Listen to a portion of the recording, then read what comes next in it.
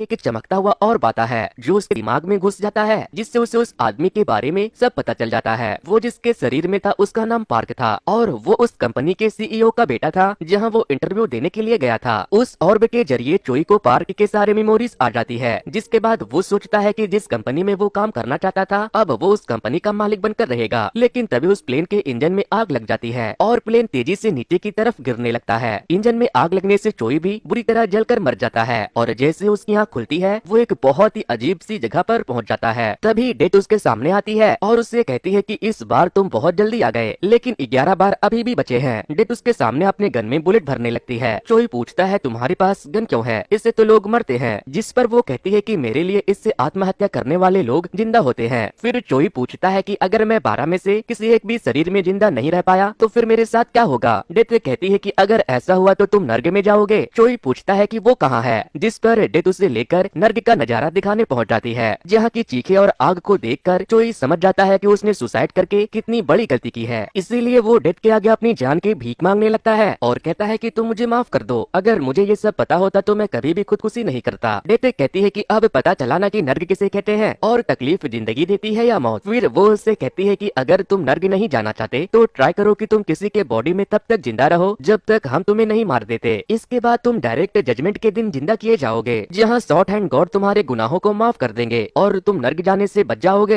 लेकिन अगर तुम 12 में से किसी के भी शरीर में जिंदा नहीं रह पाए तो तुम नर्क में जाओगे और हमेशा के लिए वहीं रहोगे। फिलहाल तुम अपने टेम्पोररी पनिशमेंट के लिए तैयार हो जाओ। तभी वो उसे गोली मारती है तो वो एक प्लेन से नीचे गिर रहा होता है। उसे कुछ समझ नहीं आता कि वो प्लेन से क्यों गिर रहा है। तभी मेमोरी ऑर्ब उसके दिमाग में घुसती है, जिससे उसे पता चलता है कि उस वक्त वो सॉन्ग नाम के एक आदमी के शरीर में है, जिसने बिना पैरासूट के एक प्लेन से नेट के ऊपर कूदकर वर्ल्ड रिकॉर्ड बनाने का चैलेंज लिया है। अगर वो ऐसा करता है तो उसे 3 बिलियन मिलेंगे। लेकिन वो नेट पर नहीं गिरता, वो आसमान से डायरेक्ट जमीन पर आकर गिरता है, जिससे कि वो बहुत ही बुरी तरह से मर जाता है। अब जब चोई की नींद खुलती है तो वो फिर से डेथ के पास पहुंच गया था। चोई डेथ से पूछता है कि तुमने तो कहा था कि मैं जिसके शरीर में जिंदा रहना चाहूँ रह सकता हूँ, लेकिन मैं तो जिसके भी शरीर में जाता हूँ वो तो मरने ही वाला होता है। डेथ कहती है कि ये तो बस एक कोइंसिडेंट है। फिर वो उससे फिर से एक गोली मारती है। इस बार उसकी आँख खुलती है तो वो एक स्कूल स्टूडेंट के बॉडी में था, जहाँ वो देखता है कि एक लड़का सॉन्ग यानी कि चोई का बिना पैरासूट के प्लेन से कूदने वाले वीडियो को देखकर हंस रहा है। वो उसे मारने के लिए जाता है क्योंकि वो किसी के मौत पर हंस रहा था। लेकिन तभी मेमोरी ऑर्ब उसके अंदर घुस जाती है, जिससे उसे पता चलता है कि वो जिसके शरीर में है उसका नाम केवॉन है, जिसे स्कूल जाना बिल्कुल भी पसंद नहीं है क्योंकि स्कूल के सीनियर बच्चे उसे बहुत परेशान करते हैं। इसीलिए उसने सुसाइड करने का भी डिसाइड कर लिया था। चोई को जब ये सब पता चलता है तो वो उस स्टूडेंट को नहीं मारता और सीधे जाकर अपने सीट पर बैठ जाता है, जहाँ वो केवॉन के सुसाइड नोट को भी पढ़ता है। जिसके बाद चोई सोचता है कि अब तो मैं इसके शरीर में हूँ, इसीलिए मैं नहीं मरूंगा तो ये कैसे मरेगा। वो ये सोचकर बहुत खुश होने लगता है। लेकिन तभी जिन नाम का एक लड़का आकर उसे मारता है और उससे पूछता है कि गधे कहीं के तुम क्यों हंस रहे हो, मैंने तुम्हें स्ट्रॉबेरी मिल्क लाने को कहा था। लेकिन चोई उठकर उसे मारने लगता है। जिनके दोस्त चोई को रोकते हैं तो वो उन्हें भी मारता है कि वो उनके अंदर चोई की आत्मा आ चुकी थी, इसीलिए वो अपने से कम एज के लड़कों को खूब मारता है। लेकिन तभी वहाँ पर जिनका एक और दोस्त आई आ जाता है जो कि चोई से भी ज्यादा ताकतवर था। वो उसे खूब मारता है, जिसके बाद 2 लोग केवॉन को पकड़ लेते हैं और जिन उसे मारने लगता है। लेकिन तभी टीचर वहाँ पर आने वाले थे, इसीलिए जिन उसे कहता है कि मैं तुम्हें स्कूल के बाद बताता हूँ। फिर स्कूल के बाद जिन और उसके दोस्त फिर से केवॉन को मारने लगते हैं। लेकिन टाई जिन से कहता है कि अब हमें इसे जाने देना चाहिए, हमने इसे बहुत मार लिया। लेकिन जिन उसी को मारने लगता है। तभी वहाँ जिन की गर्लफ्रेंड उसे बुलाने आती है तो वो केवॉन को छोड़कर चला जाता है। इसके बाद चोई केवॉन के घर जाता है तो देखता है कि वो बहुत ही मिडिल क्लास बच्चा है। फिर रात को केवॉन की माँ घर आती है तो चोई को उसे माँ कहने में बहुत ही अजीब लगता है, मगर जब वो उसे अपने बेटे की तरह केयर करने लगती है तो उसे अपनी मॉम की याद आने लगती है। वो केवॉन के मॉम को अपनी माँ की तरह देखकर रोने लगता है। केवॉन की माँ जब उससे पूछती है कि क्या हुआ तो वो कहता है कुछ नहीं। अब हमें नेक्स्ट डे केवॉन के क्लास का सीन दिखाया जाता है। आज जब टाई बाथरूम जाता है तो चोई उसके पीछे जाता है और उससे कहता है कि तुम जिन से ज्यादा ताकतवर हो, लेकिन फिर भी उसके आगे पीछे चमचे की तरह घूमते रहते हो और वो तुम्हें मारता भी है। टाई कहता है तुम मुझे ये सब क्यों कह रहे हो, क्या तुम मुझसे मार खाना चाहते हो। चोई कहता है कि नहीं, तुम मुझसे बड़े और ज्यादा ताकतवर हो, लेकिन फिर भी वो तुम्हें हर वक्त मारता रहता है। तभी जिन वहाँ आ जाता है और उन दोनों से पूछता है कि तुम दोनों यहाँ क्या कर रहे हो। टाई कहता है कुछ नहीं, बस इसे इसकी औकात याद दिला रहा था। जिस पर जिन उसे मारते हुए कहता है कि तो फिर अच्छे से समझाना। इसके बाद वो वहाँ से चला जाता है। उसके जाने के बाद टाई भी वहाँ से जाने लगता है, लेकिन चोई उसके पीछे जाता है। तभी टाई उसे बताता है कि मैं जिनसे नहीं डरता, बल्कि उसके उसके सीनियर फ्रेंड से डरता हूँ। अगर मैंने जिन को कुछ भी किया तो वो अपने सीनियर फ्रेंड को ले आएगा, जिससे मैं एक बार पहले ही जिन के चक्कर में पिट चुका हूँ। फिर थोड़ी देर के बाद जब चोई लंच कर रहा था तभी जिन वहाँ आकर उसका सर सूप के बॉल में डाल देता है, लेकिन चोई पूरा का पूरा बॉल उसके सर पर उलटकर भाग जाता है। जिसके बाद वो टाई से उसे पकड़कर लाने को कहता है तो वो कहता है मैं उसे पकड़ने के चक्कर में अपना लंच क्यों मिस करूं। इस तरह से वो उसके इंसल्ट कर देता है। ये सब उसकी गर्लफ्रेंड भी देख लेती है। थोड़ी देर के बाद जिन अपने सीनियर फ्रेंड्स के साथ स्कूल में पहुंच जाता है, लेकिन वो उन्हें ये बोलकर लाया था कि टाई ने उसकी इंसल्ट की है, लेकिन टाई कह देता है कि नहीं मैंने उसे कुछ नहीं किया, कि वो ने उसके ऊपर सूप डाला था। फिर जब वो सीनियर उसे जाकर देखते हैं तो चोयो उससे कहता है कि क्या हुआ भैया। उसकी मासूमियत देखकर सीनियर जिन से कहता है कि तुम गधे एक बच्चे को नहीं संभाल सकते, इसे मारने के लिए तुमने मुझे यहाँ बुला लिया। सीनियर और उसके दोस्त जिनको धमकाते हुए उससे कहते हैं कि हम बच्चों पर हाथ नहीं उठाते, तुमने क्या हमें अपना बॉडीगार्ड समझ रखा है। इसके बाद वो वहाँ से चले जाते हैं। सीनियर के जाने के बाद चोई जिन का खूब मजाक उड़ाता है और जब जिन उसे मारने लगता है तो टाई जिन को मारते हुए कहता है कि गए तुम्हारे दोस्त तुम्हें छोड़कर, अब तुम्हें बचाने वाला कोई नहीं। फिर जब जिन वहाँ से जाने लगता है तो वो अपनी गर्लफ्रेंड को सीनियर के साथ देखता है। उसकी गर्लफ्रेंड उसे देखकर उसकी बेइज्जती कर देती है। अब हम चोई को रात के वक्त घर जाते हुए देखते हैं, लेकिन तभी जिन पीछे से आकर के वो उनके सर पर ईंट मार देता है और फिर ईंट से कुचल कुचल करके वो उनको जान से मार देता है कि वो उनके मरते ही चोई वापस से डेथ के पास पहुंच जाता है। अब उसके पास 9 लाइफ बचे थे। चोई डेथ के ऊपर चिल्लाने लगता है क्योंकि वो बार बार उसे ऐसे आदमी के अंदर भेज रही जिसकी जिंदगी प्रॉब्लम में चल रही थी।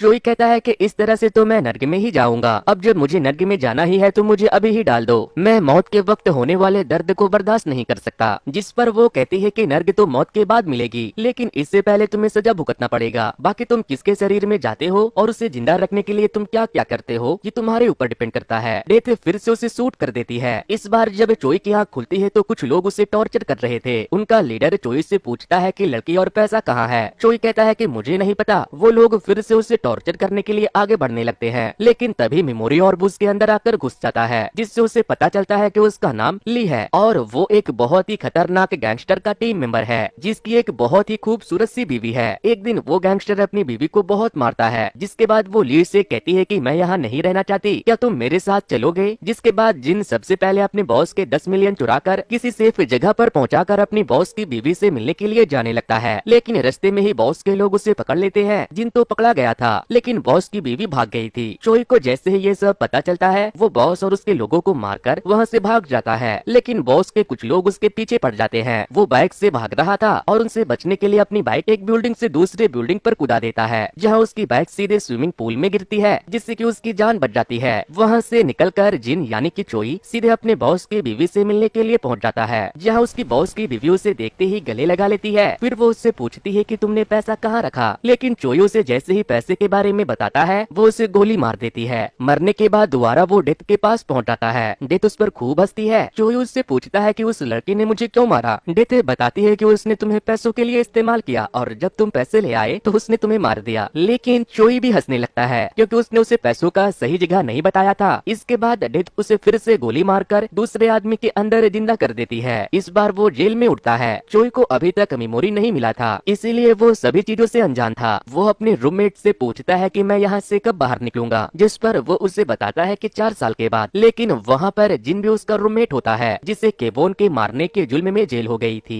लेकिन जिन ने पूरे जेल में ये खबर फैला रखी थी कि वो एक बहुत ही खतरनाक साइकोपैथ किलर है और उसने बहुत सारे लोगों को मारा है। उसके रूममेट उससे बहुत डरते थे, लेकिन चोई उसे देखते ही मारने लगता है। वो उसे बहुत मारता है, जिसके बाद उसके रूममेट उसे पकड़ लेते हैं और बताते हैं कि ये तुम्हें जान से मार देगा, तुम पागल हो गए हो क्या। तभी चोई को उसका मेमोरी ऑर्ब मिलता है, जिससे उसे पता चलता है कि वो जिसके शरीर में है उसका नाम सेंग है। सेंग अपनी माँ का लोन चुकाने के लिए एक अमीर आदमी की जगह जेल चला आया था, जिसने एक लड़की को अपने कार से टक्कर मार दिया था, जिसके बाद उसकी जान चली गई थी। अपने बदले सेंग को जेल भेजकर वो अमीर आदमी सेंग के माँ को ढेर सारा पैसा देता है, लेकिन सेंग उस आदमी को ब्लैकमेल कर रहा था कि वो उसे 1 बिलियन और दे, नहीं तो वो पुलिस को बता देगा कि उसने उसे पैसे दिए थे, जबकि असली गुनाहगार वो है। प्रेजेंट टाइम में चोई जिनको मार रहा था, लेकिन तभी वहाँ के गार्ड आकर उसे अपनी जगह पर जाकर बैठने को कहते हैं। थोड़ी देर के बाद जिन कहता है कि मुझे प्यास लगी है, मुझे इंसान का खून चाहिए, बताओ मैं तुम में से किसे मारूं। चोई हंसने लगता है और फिर अपने सभी जेलमेट से कहता है कि अगर किसी ने मुझे रोकने की कोशिश की तो मुझसे बुरा कोई नहीं होगा। इसके बाद वो जिन को बहुत मारता है और सभी को बताता है कि ये कोई साइकोपैथ किलर विलर नहीं है, ये लूजर एक छोटे बच्चे को मारकर यहाँ आया है। उसके मुंह से अपनी असलियत सुनकर जिन उसके आगे हाथ जोड़कर आकर माफी मांगने लगता है और उससे पूछने लगता है कि तुम्हें ये सब कैसे पता, जिनने सभी के सामने साइकोपैथ किलर बनकर उनके नाक में दम कर रखा था। इसीलिए वो सभी लोग मिलकर उसे